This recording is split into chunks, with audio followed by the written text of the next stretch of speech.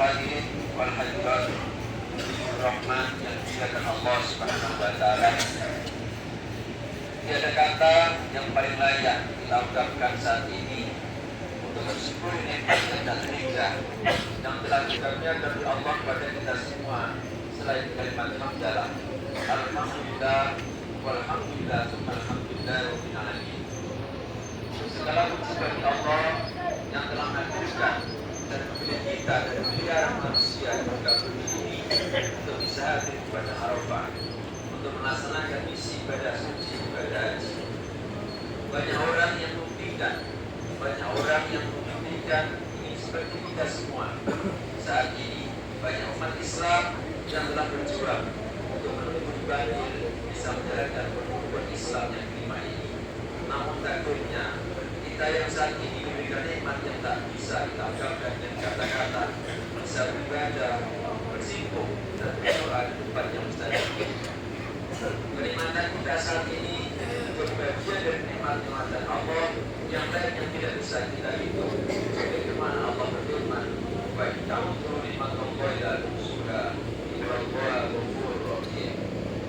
Selain bersyukur atas nikmat yang nyata ini, kita juga menyampaikan salawat dan salam kepada Nabi Muhammad SAW yang menjadikan kita manusia. Allah dan malaikat pun bersalawat pada beliau.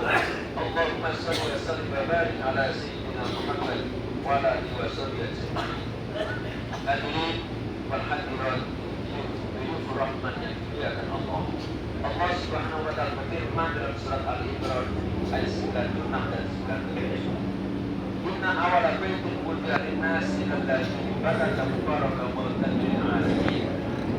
Artinya sesungguhnya rumah ibadah pertama yang dibangun untuk manusia adalah Baitullah yang berada di Makkah yang berkait dan menjadi tujuan dari seluruh alam. Ini ayatun bainat maqam Ibrahim wa man dakhala kana amina wa lillahi 'alan nasi hijjul baiti man istata'a ilaihi sabila wa man kafara fa inna Allaha ghaniyyun 'anil 'alamin. Artinya di dalamnya terdapat tanda-tanda yang jelas, di antaranya maqam Ibrahim. Siapa yang memasukinya Baitullah maka amanlah dia. Di antara kewajiban manusia terhadap Allah adalah melaksanakan ibadah haji Baitullah, yaitu orang yang mampu melakukan perjalanan ke sana. Siapa yang mengingkari kewajiban haji maka sesungguhnya Allah maka ya tidak memberikan suatu apapun dari seluruh alam. Hadirin wal hadirat rahman yang dimuliakan Allah. Rangkaian dua ayat inilah yang berdasar saya katanya ibadah haji untuk umat Islam. Ayat ini memberi makna historis untuk mengingatkan kita bahwa di tanah suci yang berkah inilah pertama kali kita Baitullah.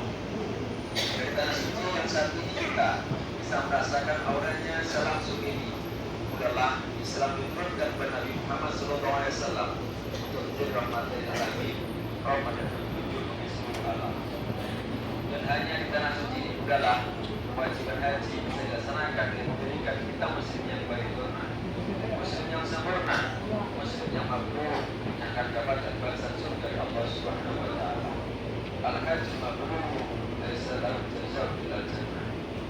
Haji yang mabrur tidak ada ibadah lain lagi bagi surga. Al-Hadis riwayat Ahmad.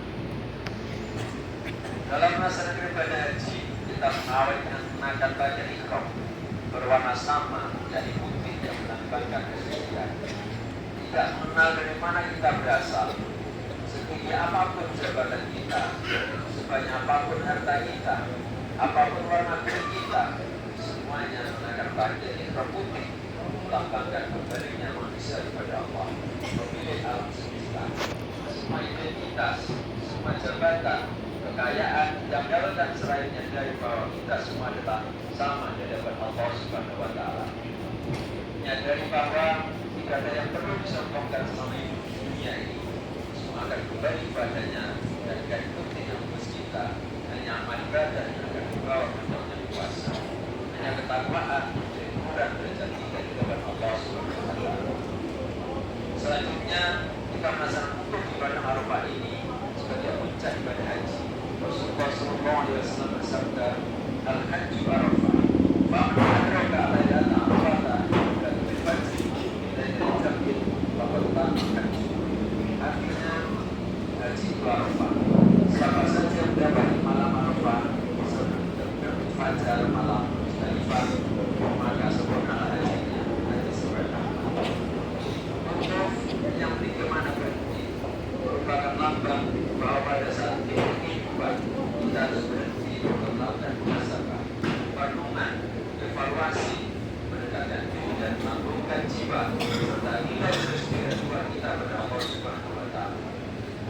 Momentum bagi kita untuk menyadarkan diri bahwa kita adalah makhluk yang sangat lemah di hadapan Allah Subhanahu wa Ta'ala.